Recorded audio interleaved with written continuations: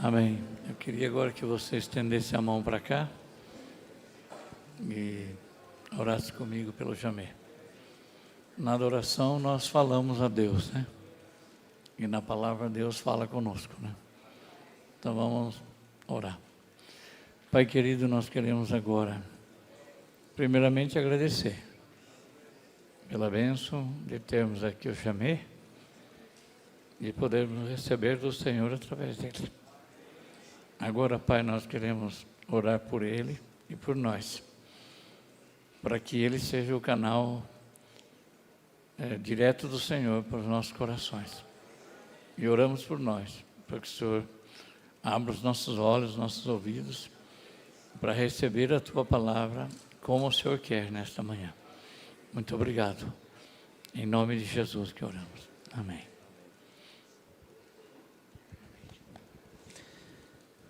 Bom dia.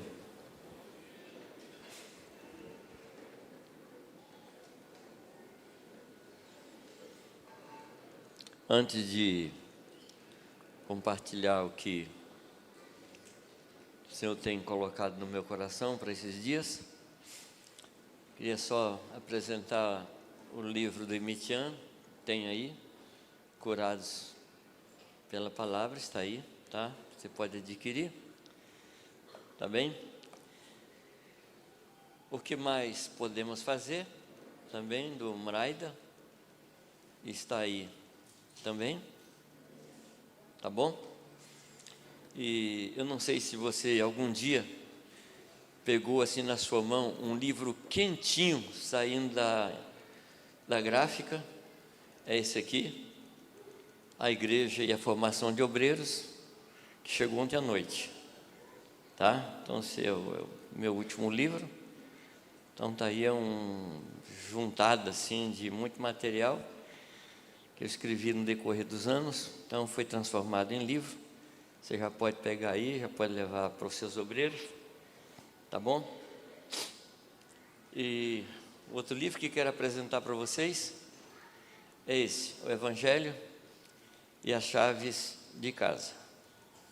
Esse livro tem tudo a ver com aquilo que a gente está falando aqui nesses dias e com o tema do nosso encontro, que é de volta para casa. Tá bem?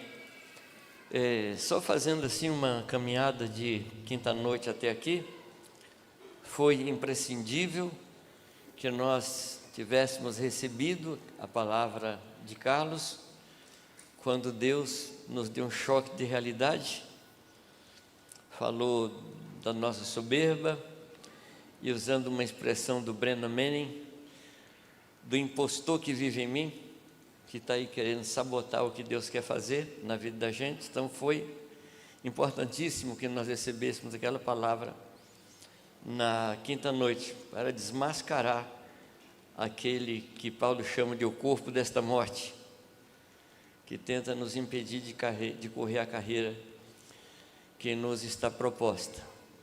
Ontem de manhã, a gente então procurou traçar uma visão profética para que pudéssemos seguir no decorrer dos anos que estão aí pela frente. Mas antes, queria te contar um pouco da história, para te dar um contexto histórico daquilo que é a nossa visão. A minha conversão se deu em Belo Horizonte no dia 4 de abril de 1969, ou seja, os dinossauros ainda passeavam pelas ruas. Me converti no monte, meia-noite, dia 3 para o 4 de abril, onde hoje é o Shopping Del Rey. O pessoal de Belo Horizonte deve fazer uma campanha para derrubar o shopping e construir um monumento ali. Assim, aqui se converteu Jamê. É ilusão. Eu sei que eles não vão fazer isso. Logo depois da minha conversão, aquele que se tornou meu pai na fé, jogou o manto sobre mim e me levou para o Amazonas. E lá nossa vida era extremamente informal. porque trabalhar com índios, viver aquela vida ali muito tranquila. E a primeira congregação cristã daquela cidade começou na nossa casa, ali em Maués, que fica a 25 horas de barco de Manaus. Então foi a nossa... assustaram? Para ir para a aldeia era mais 8 horas de barco a motor e 5 dias a remo. Então era pertinho. E essa congregação que começou nesse lugar reunia na casa da gente. Então essa coisa de igreja na casa, para mim, não é uma questão de novidade, mas para mim, particularmente, é um retorno à minha origem. Então, nos primeiros anos de ministério, a gente trabalhou muito nessa questão de fazer o povo ter pelo menos uma reunião em casa. Mas o que aconteceu? Por falta de maior revelação de Deus do que é a prática da igreja na casa, aí nós entramos para aquilo que se convencionou na época chamar de célula, que não tem a ver com G12, mas era uma célula que era um grupinho pequeno que estudava a palavra.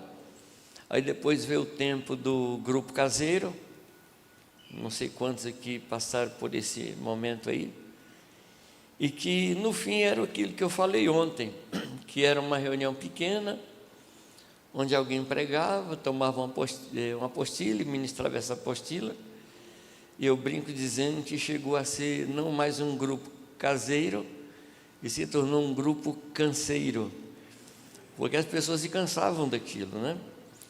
Mas sempre uma busca no meu coração por aquilo que era o original, era, como diz a molecadinha hoje aí, era a raiz. A gente queria aquilo lá, e Deus estava nos chamando para isso. Mais tarde, Deus começou a mostrar para a gente que igreja na casa não se referia a um local de reunião, como eu comentei ontem, mas igreja na casa falava de um estilo de vida que a família vivia.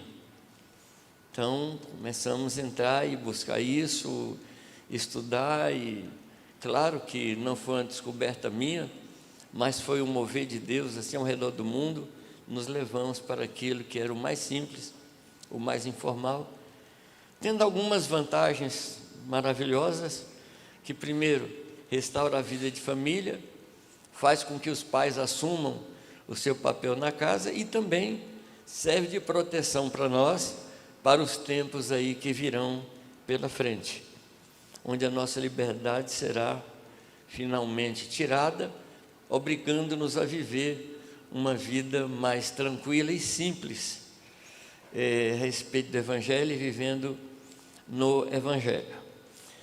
No ano passado, uma menina lá de Cascavel, que me assumiu como minha psicóloga, ela é bonitinha, assim, uma coisinha linda, novinha, casada, filha do Elvis. Obrigado, Lucas. E ela estava lendo um livro e falou: Jamê, você precisa ler esse livro. Eu gosto de ler. Eu leio os que eu gosto, leio os que tem por indicação, e também leio aqueles que as pessoas falam assim: Jamê, lê esse livro aí, examina e me diz se é bom. E eu não cobro. Eu leio e digo: olha, o livro tem esse e essa questão.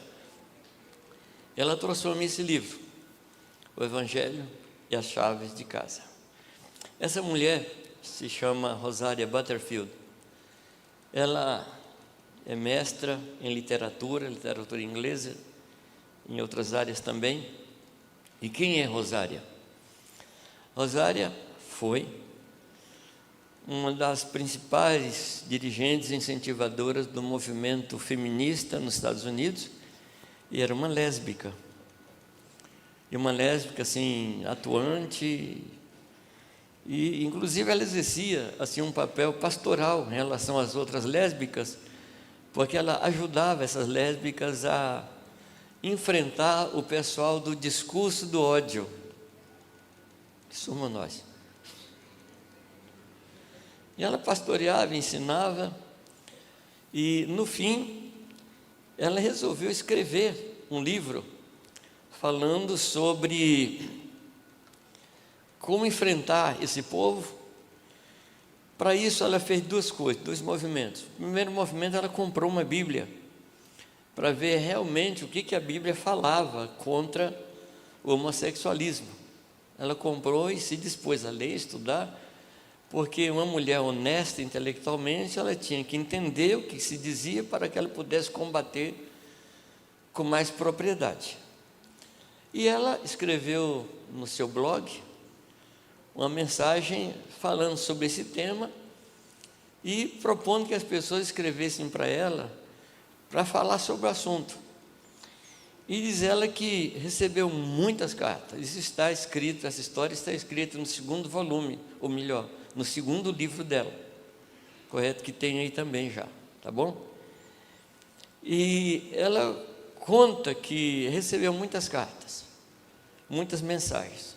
Umas mensagens de apoio à posição dela, ao que ela estava se propondo escrever, e outras, assim, condenando a posição dela e tal, que ela chamou de cartas de ódio. E diz ela que fez duas caixinhas, uma caixinha que ela pôs do lado da mesa dela, que era a caixinha dos favoráveis, e outra caixinha, a caixinha do ódio, onde ela colocava as cartas contrárias. E ela recebeu a carta de um pastor, que fez algumas perguntas para ela. E as duas básicas que esse pastor fez, assim, com muito carinho, muita gentileza, foi assim: você tem certeza que Deus não existe? E a segunda foi assim: você tem certeza que a Bíblia não é verdade? Assim, poucas perguntas. E muito carinhoso, e falou: se você quiser conversar, está aí meu telefone, e se você quiser ir lá em casa, minha mulher cozinha muito bem. Eu convido você para a gente conversar lá ao redor da mesa. E ela não sabia onde pôr essa carta. Se era na caixinha de ódio, se na caixinha de a favor. Então a carta ficou navegando na mesa dela por um tempo. No fim, ela resolveu pegar essa carta. Eu acho que eu estou dando spoiler, não estou?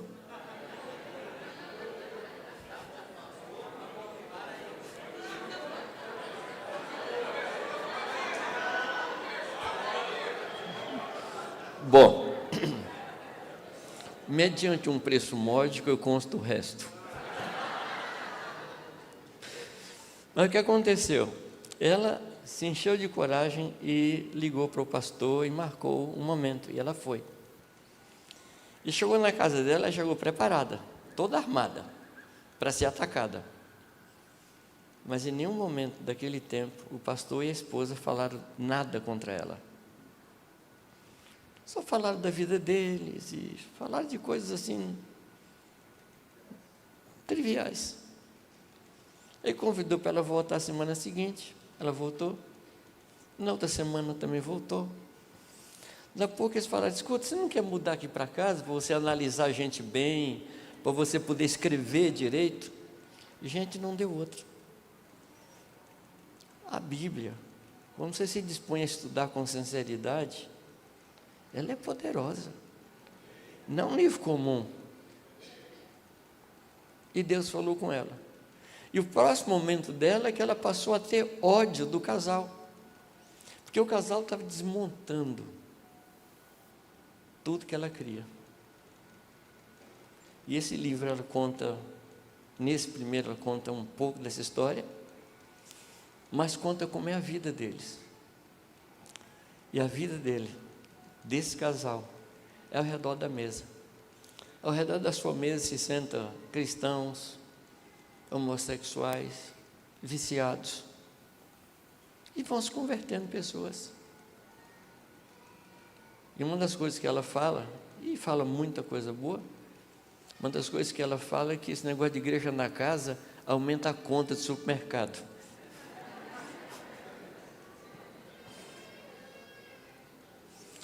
O que aconteceu?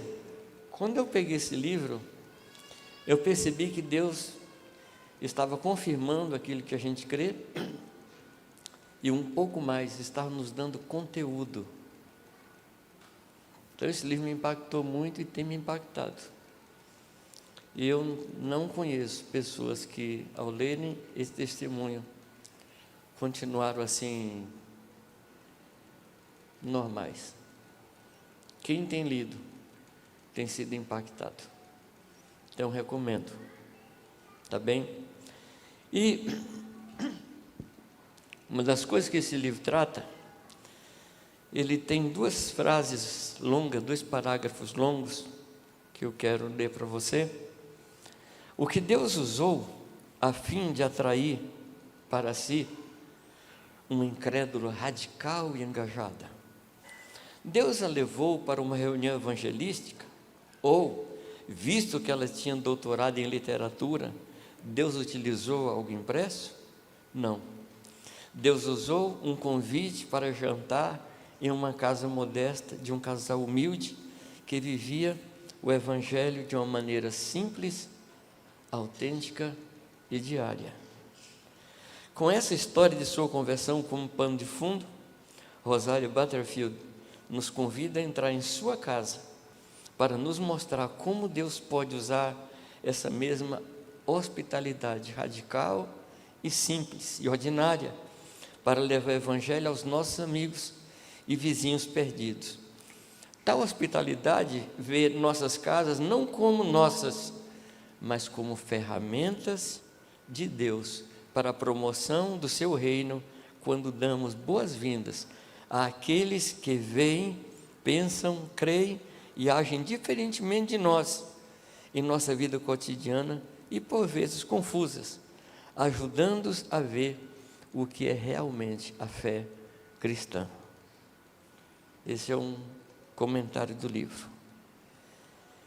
E na contracapa desse livro tem uma frase, o título da contracapa, que eu adotei como meu: Lares Redentores.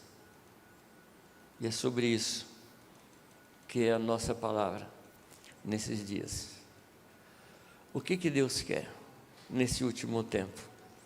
Estabelecer lares redentores, casas redentoras, que sejam casas que redimem pessoas que precisam do Senhor, lugares de acolhimento,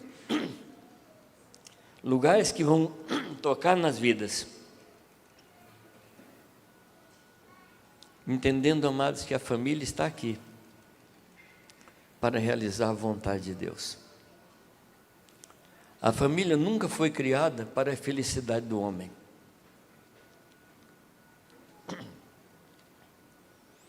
Casamento nunca foi dado para que o homem fosse feliz. Nenhum casamento realiza. Nenhum casamento traz realização nem felicidade. O que nos traz realização e felicidade é servir a Deus. É nossa vida nele. E o casamento, ele só chega no seu auge quando a gente vive para o outro, como é ensinado em Efésios, que o homem ame a sua mulher como Deus amou a igreja e se entregou por ela. A felicidade está exatamente nisso, a gente se entregar em favor de outro. É aí que reside a razão da nossa existência, nos entregar e nos dedicar. Não fomos feitos para nós mesmos, fomos feitos para os outros. Fomos feitos para os outros. Por isso que a gente tem procurado ensinar que um casamento só pode ser realizado quando não há carência. Casar não para se realizar, não para suprir suas carências. Como eu disse ontem, isso traz uma carga sobre outra pessoa, uma carga injusta e que nunca será satisfeita. E o pior, quando dois carentes se casam, o que você acha? Sabe o que eu comparo? Casamento de dois carentes são duas pulgas sem cachorro.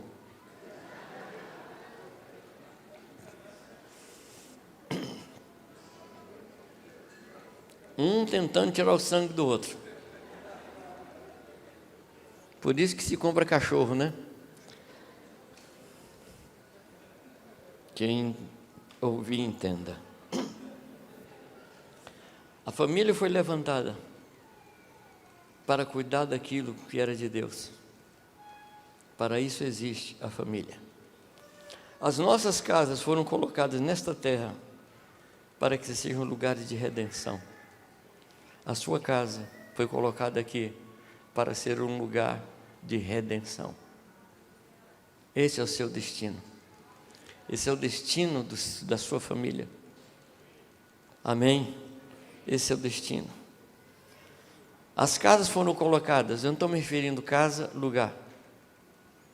Eu estou me referindo à casa no conceito da palavra. A casa foi colocada para salvar pessoas, assim como a casa de Noé foi colocada na terra para que Deus pudesse recomeçar a criação. Ou seja, a sua casa é o recomeço da vida de outra família. A sua casa é a chance de que outra família possa recomeçar uma nova existência em Deus. Nesse mundo de tanta incerteza, nesse mundo tão incerto, a sua casa, ela tem que ser um porto seguro. Ela tem que ser um lugar onde a pessoa vai buscar a lei de Deus, vai buscar a palavra do Senhor. Qual é a melhor definição para um lar redentor?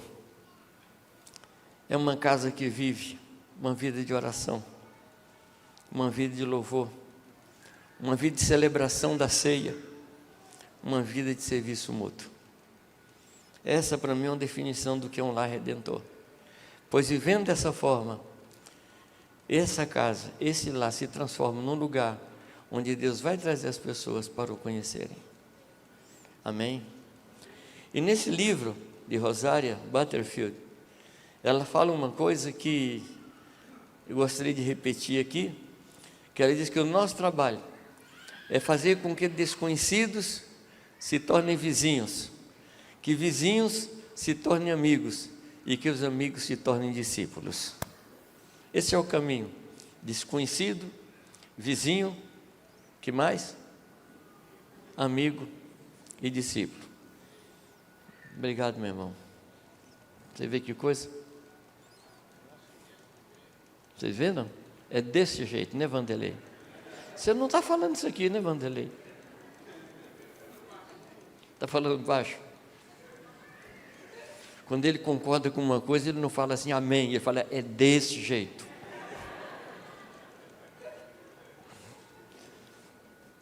Um lar redentor, então, é como essa casa de Noé. Eu estava procurando na Escritura algumas casas que pudessem ser chamadas de lares redentores. Claro que tem algumas famílias que foram influência ruim. Eu não vou falar dessas, não. Não vou tomar o tempo da gente aqui para falar do que não presta. Casas redentoras. Que casa a gente podia colocar na Escritura como uma casa redentora? A casa de Noé. A casa de Noé, para mim, é um ensinamento fantástico. Porque você sabe que Noé era um roceiro, né? Entende a expressão roceiro ou não? Gente que trabalhava na roça. É que a gente pensa no patriarca, a gente não liga ele com enxada na mão, né?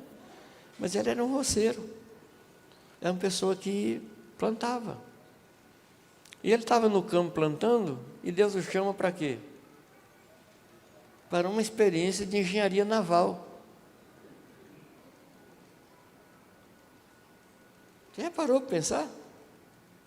Um roceiro, sem computador, sem AutoCAD, sem um bom software, sem uma boa calculadora, e chama esse homem.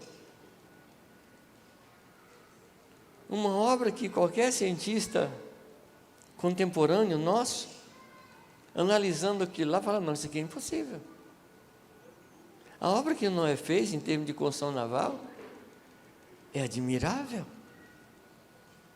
Mas tem algo que Noé fez, que é mais do que isso, é maior que isso, que foi trazer para a sua família uma visão do que Deus queria, convenceu a sua família e trouxe a sua família consigo nos próximos 100 anos. Essa para mim foi a obra de Noé. Não foi a arca, mas foi a obra de convencer a sua família, levar a sua família a uma visão. Homens de Deus que estão aqui, esse é o nosso papel. Convencer a nossa família da visão de Deus e conduzir a nossa família e manter a nossa família.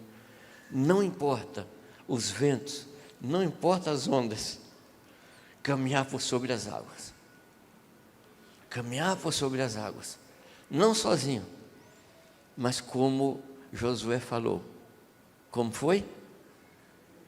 Eu e minha casa. Eu e minha casa. Como é que é?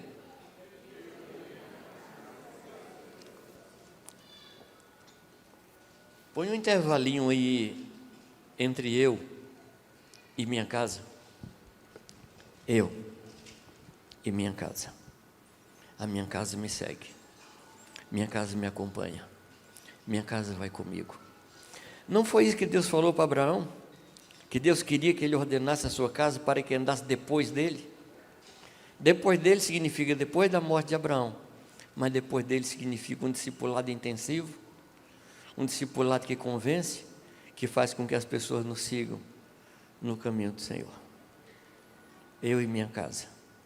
A sua casa depois de você. Uma casa redentora é aquela casa que muda as pessoas, a vida das pessoas ao redor. A partir dessa palavra você pode analisar os casais da Escritura e você vai encontrar muitas casas redentoras. Você vai encontrar uma casa como a de Priscila e Áquila. A palavra fala muito pouco deles, mas o que fala é poderoso. Priscila e Áquila pertenciam à igreja em Roma. No momento que a igreja em Roma tinha algumas centenas de milhares de cristãos. Mas chega um momento que há um decreto, que todos os judeus deveriam sair de Roma e sumir de Roma. E eles se mudam para Corinto. E lá em Corinto encontram Paulo. E porque, como diz a Escritura, porque eram da mesma profissão, eles passam a morar juntos. E aquela casa se torna uma casa redentora em Corinto. Se torna um lugar de abrigo para as pessoas. E ali elas estão. Mas lá no capítulo 16 de Romanos, Paulo fala a respeito de Priscila e Áquila. E louva a Deus pela vida deles. Porque eles estiveram dispostos a morrer por causa de Paulo. E Paulo diz assim: não somente eu agradeço, mas todas as igrejas de Cristo agradecem por causa dessa atitude dele. Uma casa que traz influência sobre a igreja, não somente na localidade, mas traz influência sobre toda aquela região. Nós não calculamos os benefícios que vão acontecer na vida da igreja, na vida das pessoas. Nós não calculamos quando tomamos a posição certa, a posição correta. Então você vai encontrar muitas casas redentoras na Escritura. Eu queria citar só mais uma.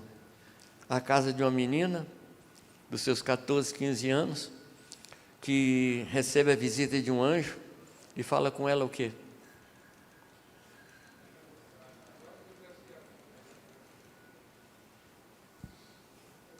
O poder do Altíssimo virá sobre você e você vai ficar grávida. Uma mensagem que hoje para nós é uma mensagem bonita e até um certo ponto romântica.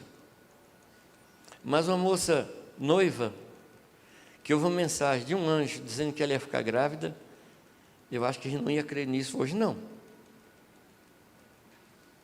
Sim ou não?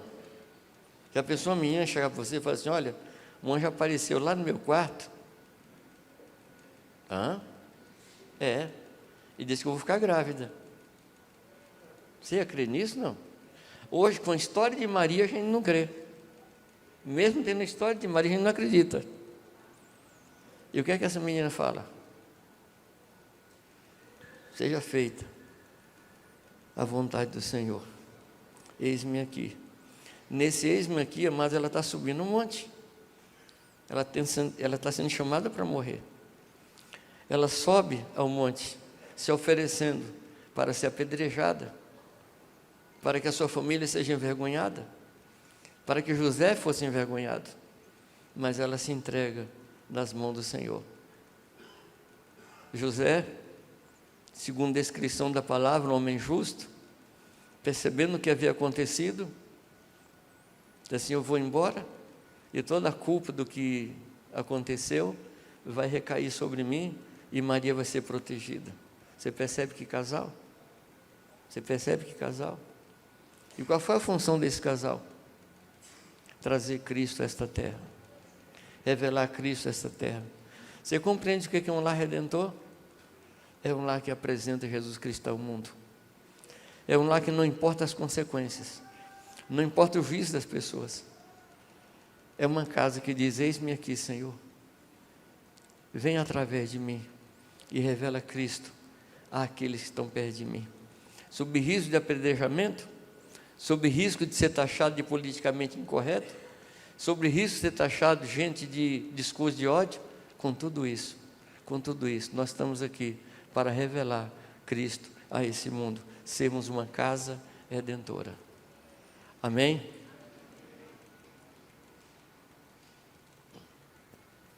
Eu queria que você fosse comigo um pouco na carta de Pedro.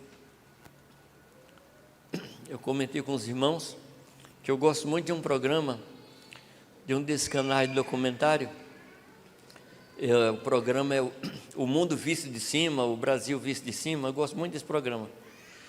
E tem um cunhado meu que ele gosta muito, porque diz que viaja bastante sem gastar nada.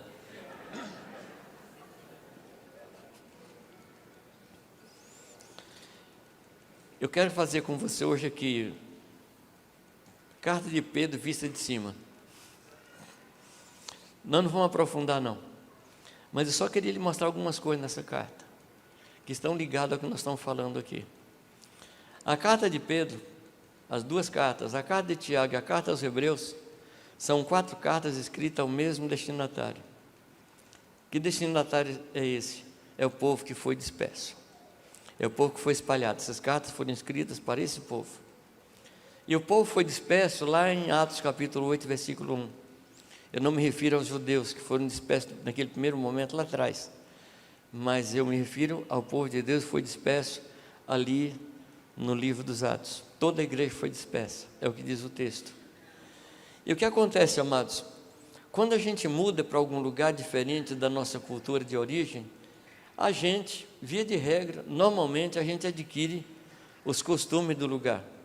É interessante você ouvir um baiano falando com sotaque argentino, né, Tony?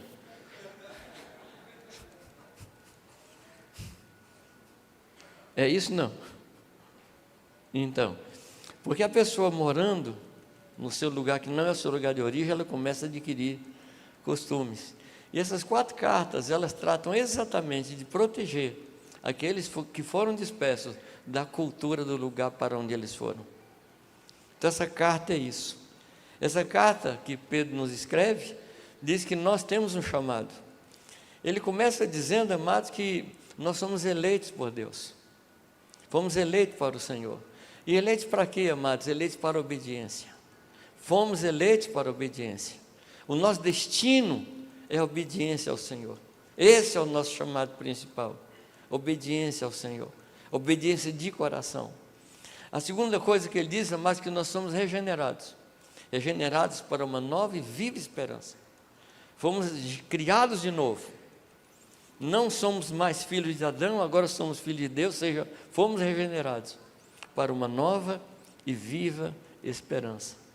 A terceira coisa que Pedro diz, no versículo 5, ele diz que nós somos guardados em Deus. E por que nós fomos guardados? Exatamente porque nós vivemos num ambiente tóxico, num ambiente hostil. Mas nós estamos guardados. Deus nos enviou a esta terra como ovelhas para o meio de lobos.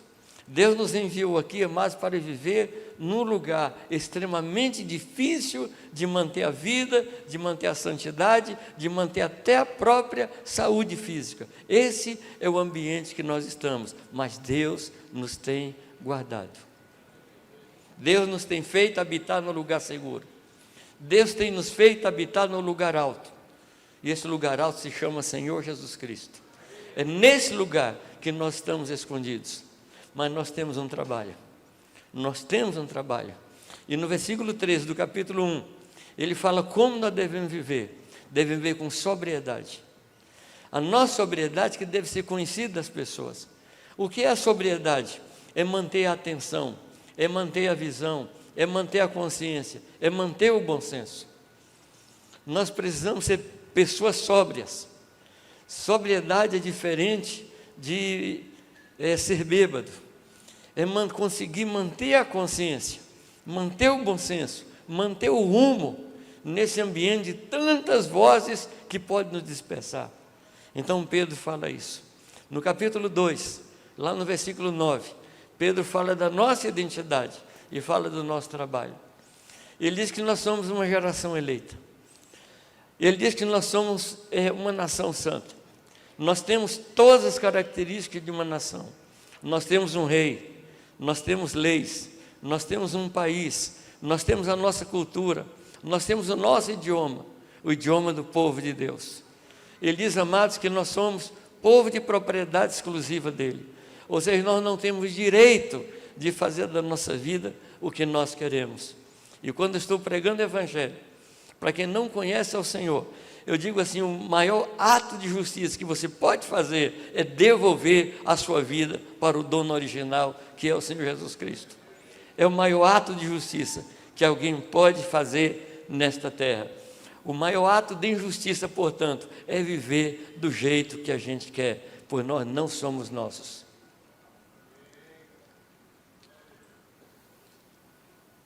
De quem somos? E o que é que Pedro diz que somos? Povo de propriedade exclusiva dele. Amém? Você já parou para perceber que você não tem direito? As pessoas desse mundo ficam o tempo todo atrás de direito. O nosso foi cravado na cruz. Qual é o nosso direito? É de não ter direito algum. Esse é o nosso direito. Quando eu trabalhava com os aviadores em Pirassununga, ele me dizia que o cadete da aeronáutica, os direitos do cadete tinham 2 artigos. Primeiro artigo, o cadete não tem nenhum direito.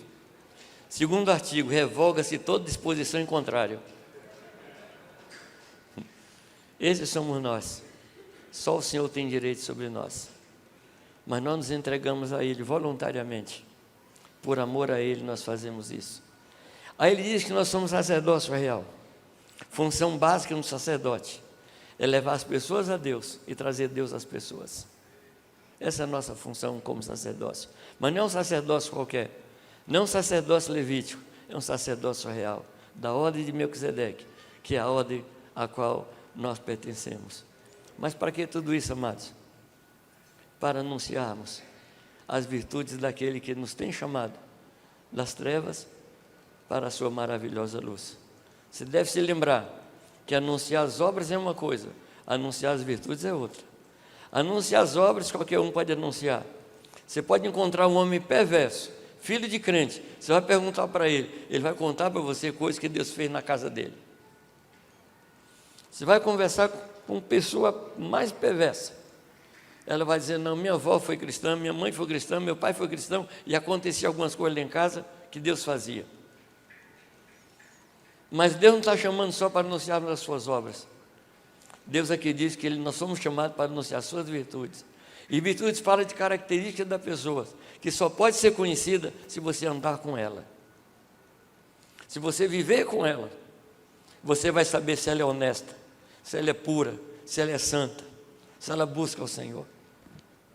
E esse é o nosso chamado, a anunciar as virtudes daquele que nos chamou das trevas para a sua maravilhosa luz. O capítulo 2 vai seguindo, e lá para o versículo 18 em diante, ele começa a falar da pessoa de Jesus Cristo. Como Jesus Cristo foi injuriado, como ele foi ameaçado, como ele foi perseguido pelas pessoas, e como ele reagia. como ele se manifestava diante das ameaças, como ele se manifestava diante das injúrias. Ele não reagia mal. E a palavra diz que ele se entregava ao reto juiz. Interessante que não diz que ele se entregava ao advogado. Porque o advogado tem por premissa básica nos defender. O juiz nos julga. E Jesus se entrega ao reto juiz. Ele diz: eu posso estar errado, que o Senhor me julgue. E uma notinha de rodapé. Eu gostei muito de uma mensagem que eu vi a respeito da função de Jesus. E diz que Jesus ocupa uma função de intercessor e de advogado. A primeira é de advogado. Aliás, a primeira é de intercessor. Ele intercede para a gente, para que a gente não caia. A segunda é advogado. Quando a gente cai, ele intercede por nós como advogado. Então, primeiro ele intercede para a gente não cair, depois ele intercede para a gente ser livre. Então, essa função que Jesus ocupa em relação a nós. E a palavra diz, amados, que Jesus Cristo é injuriado, não injuriava, ameaçado, não ameaçava, mas entregava-se ao reto juiz. E aí no final do capítulo 2, ele fala que nós temos diante do Pai um pastor e bispo das nossas almas. Ele não somente supre o nosso coração, ele não supre as nossas carências, mas ele nos supervisiona. Ele cumpre a função de bispo sobre nós, de presbítero sobre nós, vigiando a nossa vida, como Jesus nos ensina, como o Pai nosso que está no céu, como aquele que cuida, como um bispo que nos vê de cima e nos protege a cada dia. Então Pedro vem falando do capítulo 1 até o final do capítulo 2 de uma obra tremenda, de uma obra fantástica, de uma obra transcendental do nosso Deus, do que o Senhor Jesus Cristo fez. Mas eu quero lhe chamar a atenção para o capítulo 3, versículo 1. O que diz esse texto? O que diz aí? Semelhantemente. Essa palavra, semelhantemente, está se referindo a quê? A como Jesus andou, a como Jesus viveu, a como Jesus reagia. E no versículo 21 do capítulo 2, só para fazer o link, ele diz qual é o nosso chamado. Ele diz que nós somos chamados para o sofrimento. Você sabia disso? Não. Tem gente que é chamado para muita coisa, mas quer dizer que o nosso chamado básico, aqui nessa terra, é o chamado para o sofrimento. O sofrimento pela igreja, o sofrimento pelo povo de Deus, o sofrimento pelos discípulos, uma entrega total, não importa o sofrimento. Como Paulo que diz assim: eu, de mais boa vontade, me deixarei, me gastarei e me deixarei gastar, ainda que amando mais, seja menos amado. Esse é o nosso chamado. Esse é o chamado que nós temos. Amém, amados? Você pode dizer, mas não me falaram isso lá no começo, desculpa, mas a realidade é essa. Esse é o nosso chamado. Então, repito, ele vem falando de coisas tão fantásticas. E onde é que ele desemboca, amados? Onde é que Pedro vai caminhando? Onde é que ele chega? Ele chega nas nossas casas. E você vai encontrar essa dinâmica, você vai encontrar esse fluxo, você vai encontrar essa caminhada em várias escrituras do Novo Testamento. Você vai encontrar isso na carta de Paulo a Tito, quando ele fala de como deve ser um presbítero, e no capítulo 2 ele fala da vida do presbítero dentro de casa, da vida do ancião dentro de casa, da vida da mulher idosa dentro de casa, da vida da recém-casada dentro de casa, da vida do filho dentro de casa. Ele vai do geral para o particular. Ele fala de tudo que acontece, de uma maneira muito ampla, mas nos convida a viver a vida cristã dentro da nossa casa. É isso que Pedro faz, semelhantemente vós mulheres. O que ele diz aí? Sede sujeitos aos vossos maridos. Mas ele coloca um padrão, não somente aqui, mas lá em Efésios, a submissão como ao Senhor. Eu quero lhe dizer, minha irmã, que a sua submissão, por favor, homens, escute isso com muita atenção, porque eu tenho visto homens cobrarem das mulheres submissão à sua pessoa. Por favor, não coloquem um rótulo em mim agora. Você pode colocar depois que eu falar, mas não fica um rótulo assim segurando na mão, não, para pôr na minha testa. A submissão não é o homem. A submissão é a função que o homem ocupa em Deus. Porque a submissão ao Senhor. Ao Senhor. Então nenhum de nós homens podemos cobrar da mulher submissão a nós. Porque diante de Deus não há macho nem fêmea. A diferença são as funções que o homem e a mulher exercem.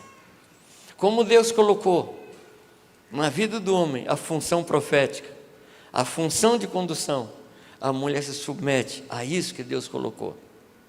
O homem é responsável, ele responde para a sua casa. Daí a palavra submissão. A palavra submissão significa estar embaixo da mesma missão. Agora, maridos, responde um negócio para mim. Como é que a gente pode cobrar que a sua mulher seja submissa a você, se você não sabe o que fazer?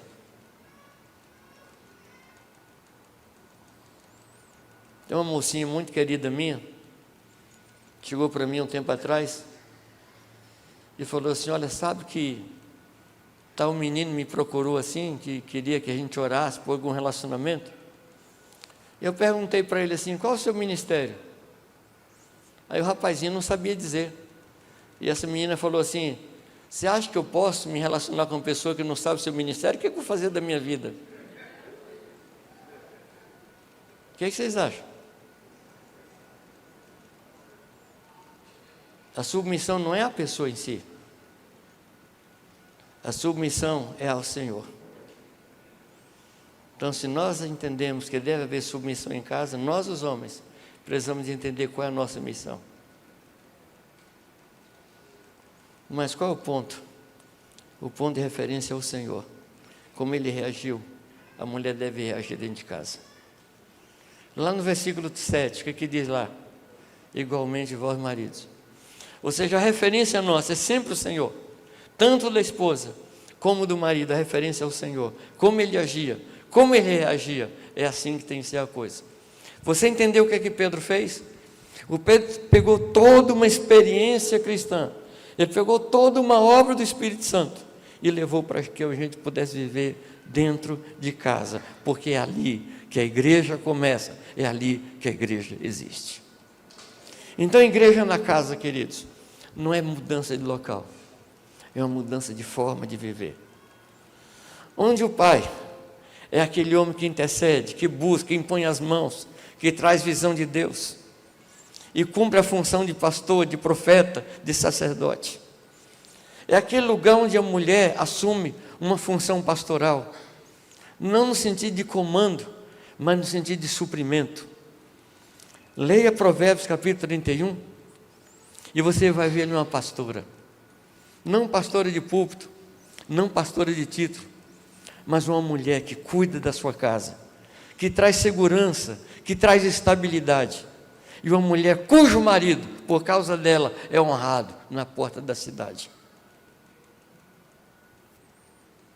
Essa é a nossa tarefa, como homens e mulheres. E o que é que vai resultar disso, amados? Lares redentores, casas redentoras. Amém? Esse é o lugar para onde Deus está lhe chamando. Deixa eu caminhar um pouco mais com você. Vamos chegar lá no versículo 7. Eu não vou ter tempo da gente dissecar o texto. É o 3:7. Primeira coisa aqui, Jesus como referência, igualmente ou semelhantemente. A outra coisa que ele fala é que maridos vivem a vida comum do lar com quê? Discernimento ou entendimento. Interessante que ele não está propondo para nós uma vida extraordinária. Ele está falando da vida comum. Um problema nosso é que a nossa vida está tão fora do comum. É mais ou menos o seguinte: um taxista, em um determinado momento, levando uma pessoa para Congonhas, Quando o passageiro saiu, foi embarcar, ele olhou para trás, estava lá uma pasta com documento e dinheiro. Vocês se lembram desse caso, não? Hã? Foi para os jornais. E esse homem foi levado na Câmara Municipal e foi condecorado. Gente, para mim, é um absurdo dos absurdos. Porque ele fez o que devia ser feito. E no padrão de Jesus, quem faz o que deve ser feito, deve ser condecorado como servo inútil. Mas uma outra referência, você lembra aquele cachorrinho que ficava atrás de medalha? Então, gente, o passado volta.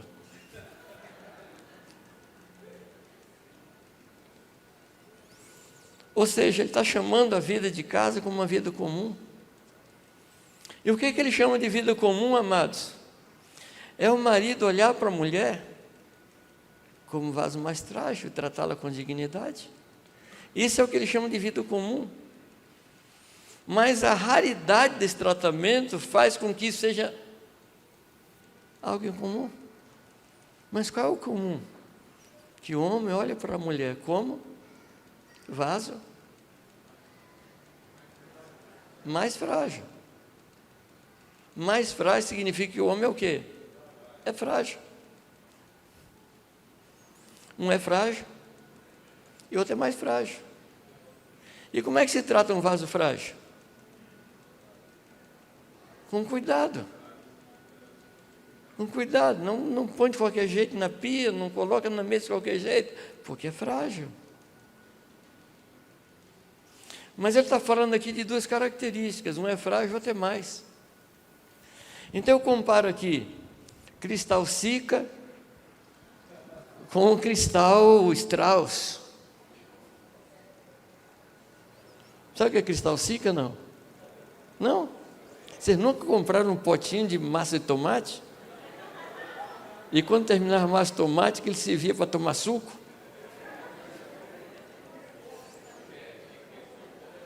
Pode quebrar, mas a gente não quer que quebre. Minhas irmãs, queridas irmãs, seu marido é frágil. Não põe muita carga.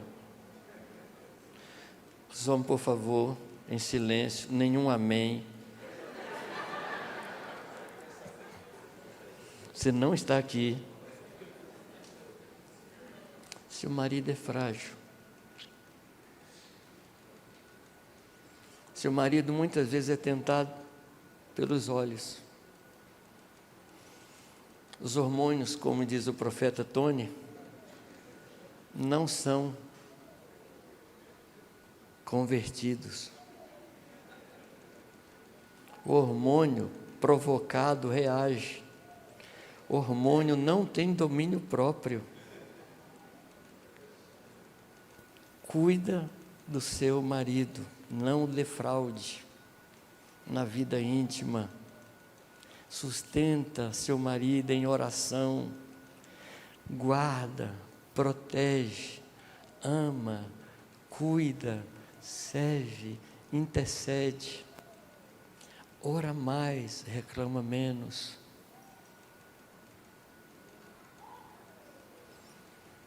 Falou alguma coisa?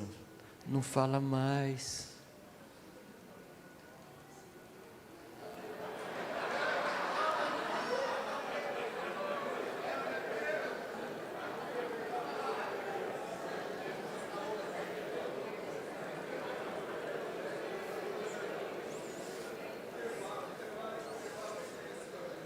O melhor está por vir.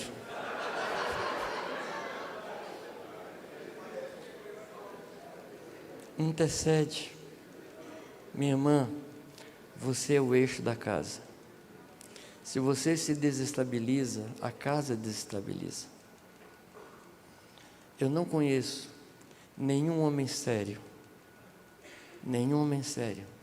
nenhum pregador sério, que tendo tido um problema com sua esposa, fica tranquilo para pregar, fica tranquilo para trabalhar, porque ele se desestabiliza. A mulher é o eixo da casa, ela traz estabilidade. Minha irmã, não pressiona. Tem alguma coisa que você precisa falar para ele? Fala. É sua obrigação falar. Mas não repete.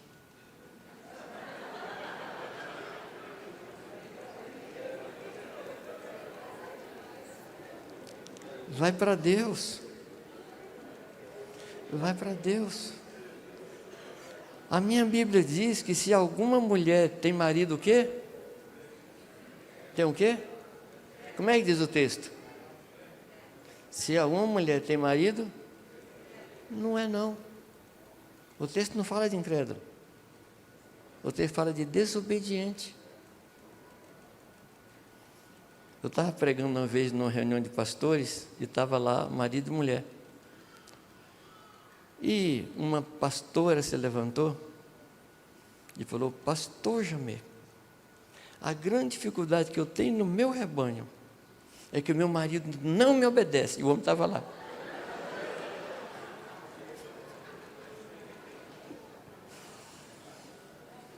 Eu só tinha uma palavra a dizer. Falei: irmã, todo marido é assim.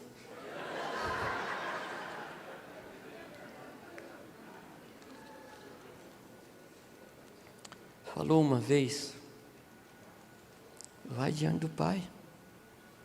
Porque se o que você falar é de Deus, quem convence é o Espírito Santo. Não cria um problema, porque ele não lhe ouviu. Se você estiver certa, Deus vai falar. Se ele é desobediente, Deus vai convencê-lo. Não desobediente a você, desobediente a Deus. Amém? Amém, irmãs? Maridos, sua mulher mais frágil. Protege. Satisfaça. Cheguei em casa uma vez, e a gente morava nessa época, vindo do Amazonas, numa sala, na casa do meu sogro. Uma situação constrangedora. Cheguei em casa de viagem, 5 da manhã, 5 para 6, encontro minha esposa ajoelhada ali do lado da cama, e chorando. E eu sabia pelo que ela estava chorando, porque a situação era constrangedora. Ela queria uma casa. Ela queria o lugarzinho dela. Sabe aquela casinha dela? Para ela poder mudar os móveis de lugar quantas vezes por dia que ela quisesse. Eu acho que todo móvel devia ter rodinha.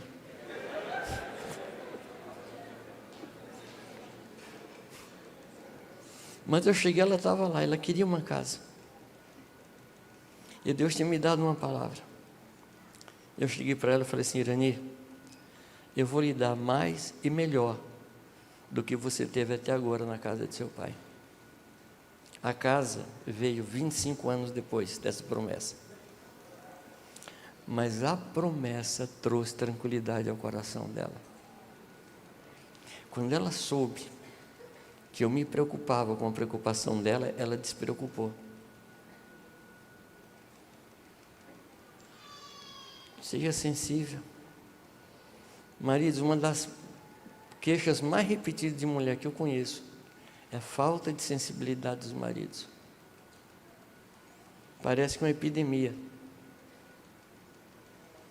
Como vocês conhecem minha história, Irani gostava muito de planta. Ela tinha tanta planta, não estou exagerando, Cindy está ali, pode confirmar. Ela tinha tanta planta que uma vez nós mudamos de casa, precisou de um caminhão só para a planta. E para mim aquilo não servia para nada. A gente não comia.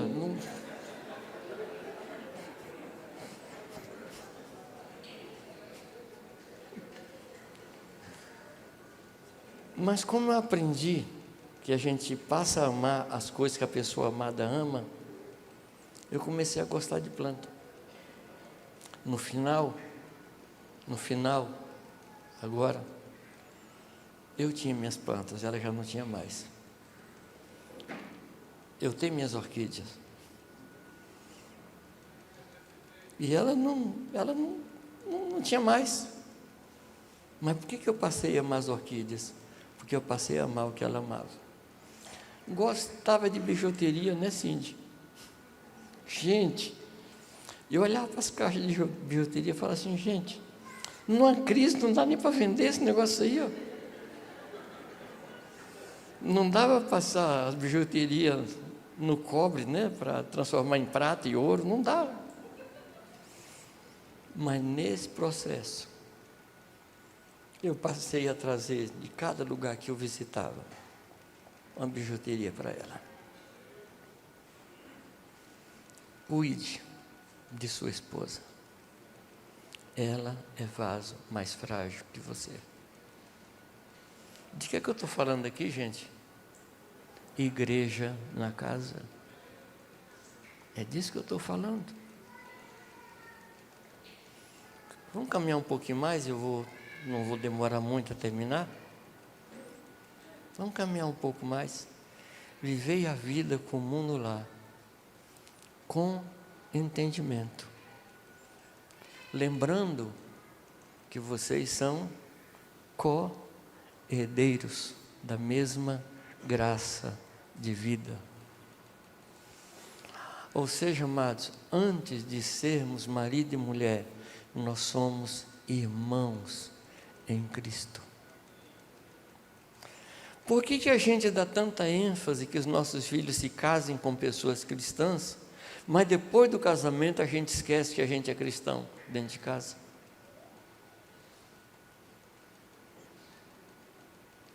Isso diz respeito a ter vida de oração juntos. Isso diz respeito a estudar a Escritura juntos.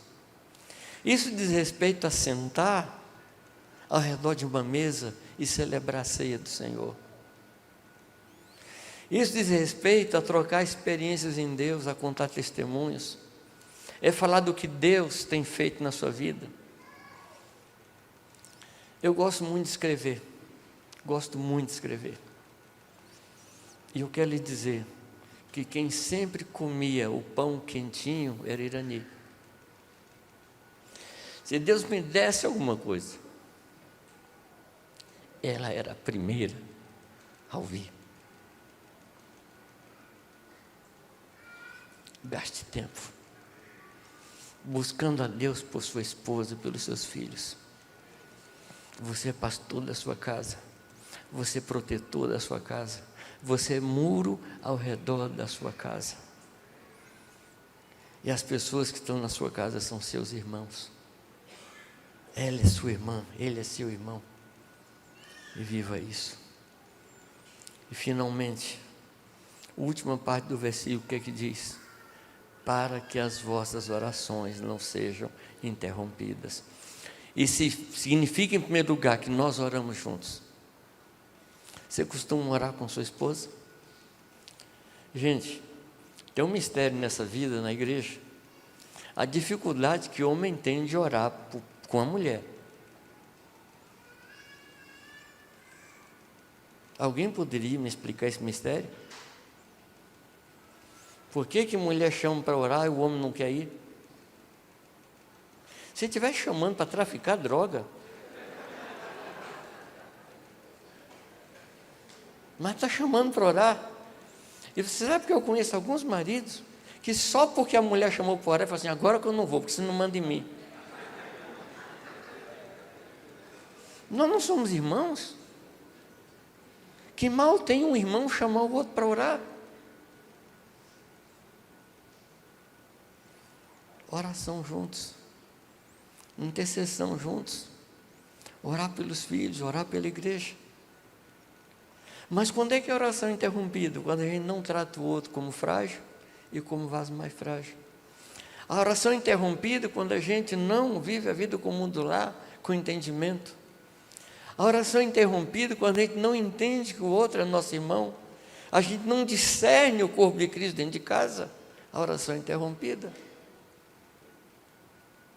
Será que aí, amados, não está a causa de muitas congregações serem fracas espiritualmente, sinais não acontecem porque a oração foi interrompida lá na casa. Reuniões de oração poderosíssimas no salão, mas falta de oração dentro de casa. Falta de uma busca de Deus juntos. A oração foi interrompida lá no Éden. E Jesus veio para restaurar a nossa vida de oração. Porque a vida de oração não é simplesmente falar, mas é relacionar.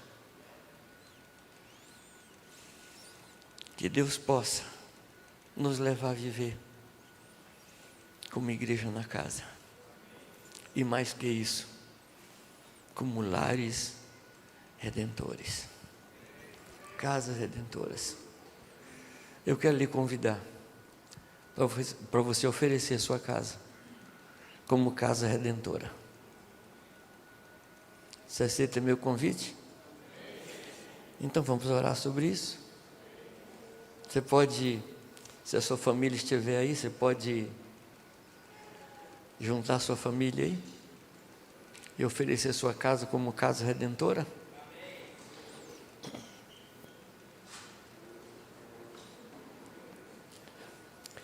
Nós não vamos dar um intervalo porque temos algumas coisas muito importantes a fazer.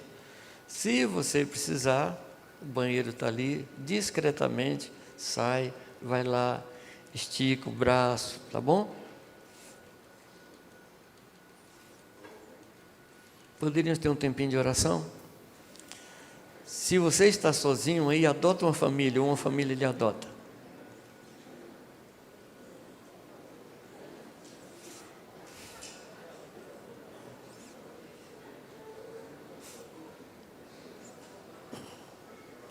Mário, estão lhe chamando ali.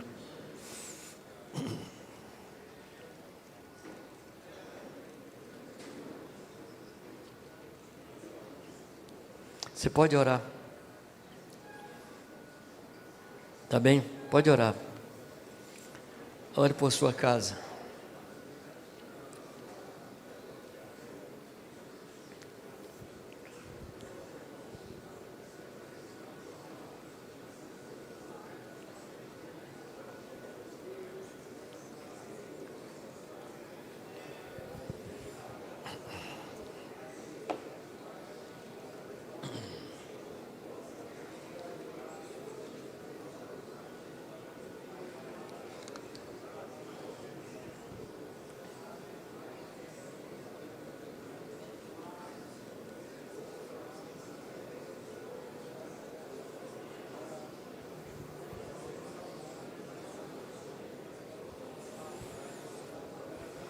Iri Maria Chanta la Bahedoti.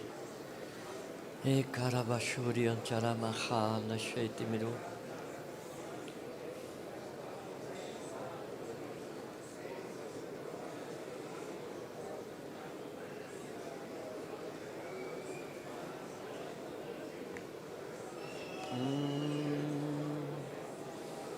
Iri Maria Tushuri Antaramaha na Lamaidete. Ore Barakapashu.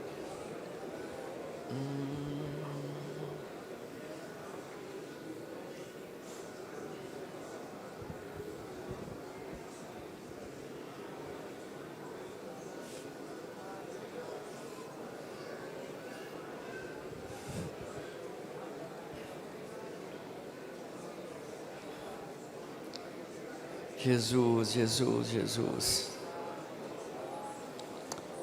Oh Senhor Jesus.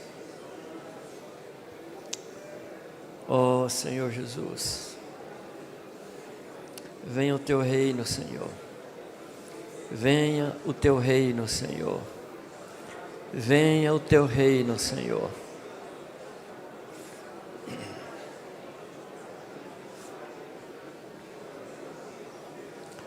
Venha o teu reino, Senhor.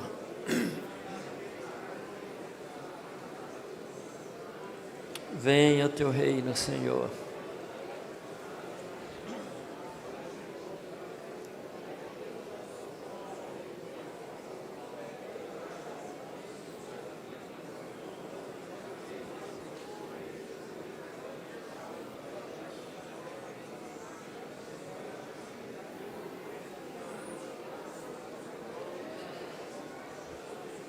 Jesus, Jesus, venha o teu reino, Senhor. Deus, manifesta o teu reino, Senhor. Manifesta o teu reino, Senhor. Oferecemos nossas casas a ti, Senhor. Oferecemos nossas famílias a ti, Senhor. Ó Deus, oferecemos nossa casa como um lar redentor, em nome de Jesus.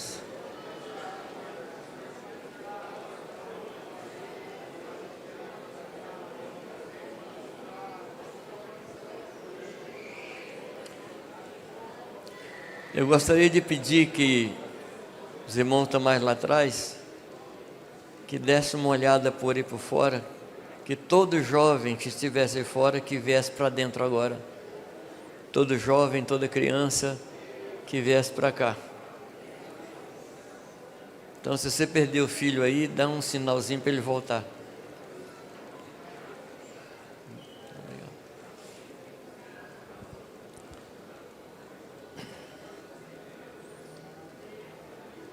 Rapidamente você tem que sair, sai e volta logo, tá bom? Pode se assentando.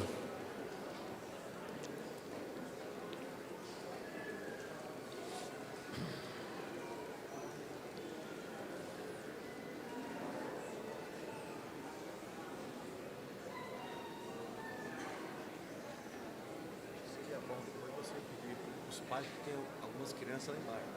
Seria bom os pais pegarem lá. O Chico falou que ia fazer isso. Sim, mas como estão os monitores lá, eles não conhecem Tá. tudo.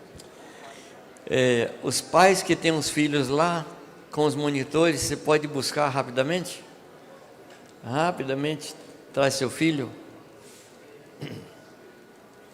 Pais que têm os filhos, cuidados pelos monitores, traga para cá agora.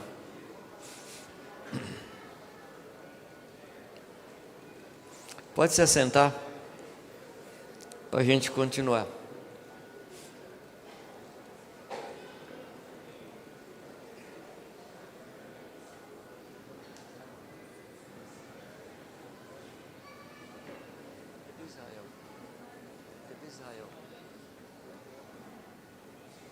Pode se assentar um pouquinho.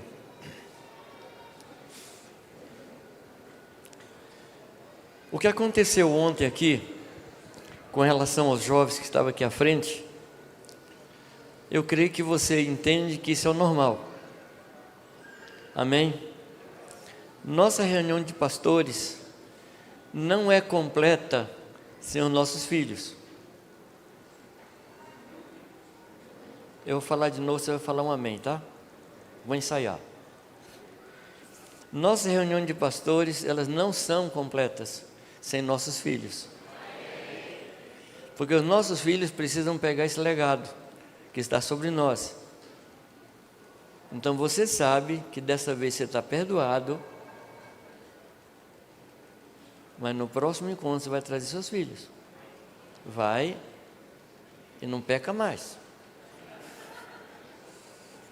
Traz seus filhos. Os nossos filhos precisam conhecer as pessoas com as quais nós andamos, até para poder se queixar quando tiver alguma coisa contra nós. Tá bom? Mas é mais do que isso.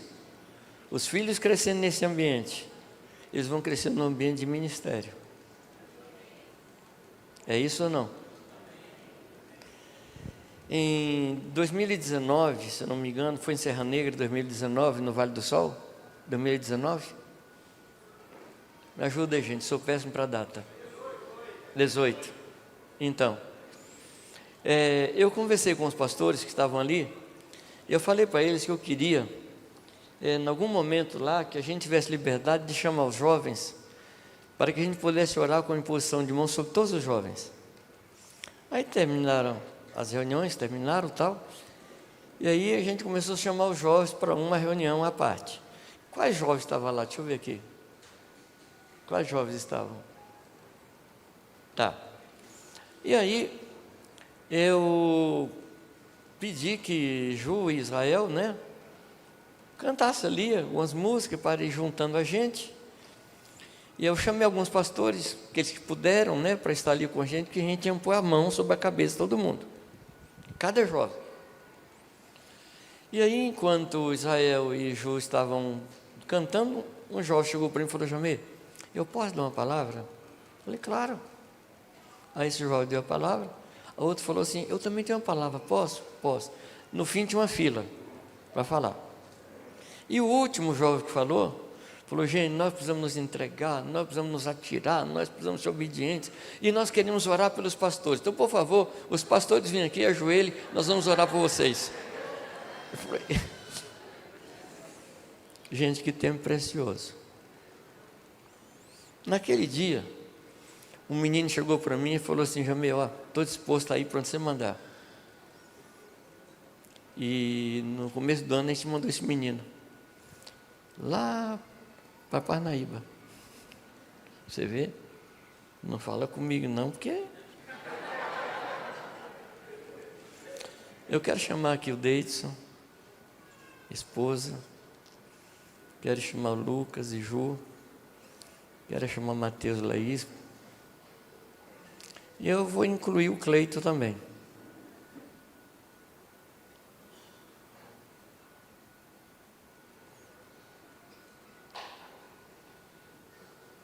Segura na mão, gentil.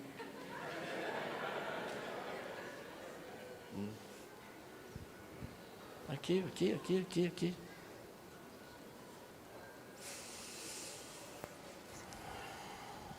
O nosso sonho é fazer com que os nossos filhos, que são flechas na mão do guerreiro, cheguem ao lugar que Deus quer. Então, esses casais que estão aqui, eles são a prova da nossa fé. Eles são materialização do que nós cremos. Amém? São pessoas que foram enviadas. Mas são muito novos. Pois é, eles têm força ainda. Porque enviar velho pode cair no caminho, né? Não, essa molecada é certeza que vai, porque tem força. Fica só um pouquinho aí, tá? Eu quero chamar todos os jovens que estão aqui e crianças para vir aqui à frente agora. Todos os jovens e crianças, vem aqui à frente aqui, ó. De frente para lá, de frente para o auditório.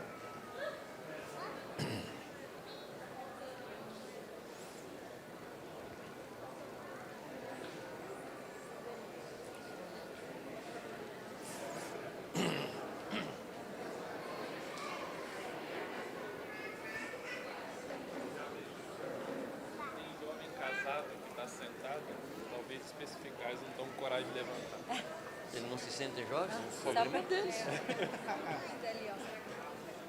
Se sente velho, se eu chamar ele pode cair. O Deidson está falando que os jovens casados podem vir também.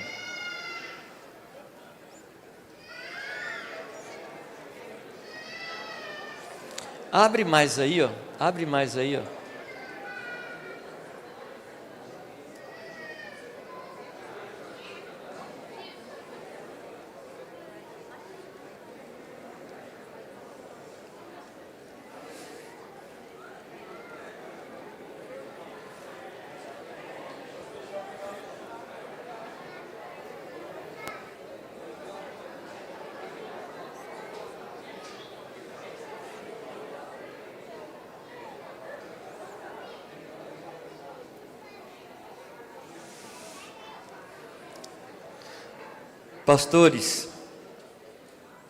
Pastores, Deus tocou no coração deles. Deus encheu eles com o Espírito Santo. E eles estão aqui à frente. Você não sabia disso que eu vou falar, não. Eles estão aqui na frente, estão se oferecendo para ser enviado. E quem vai enviar são vocês.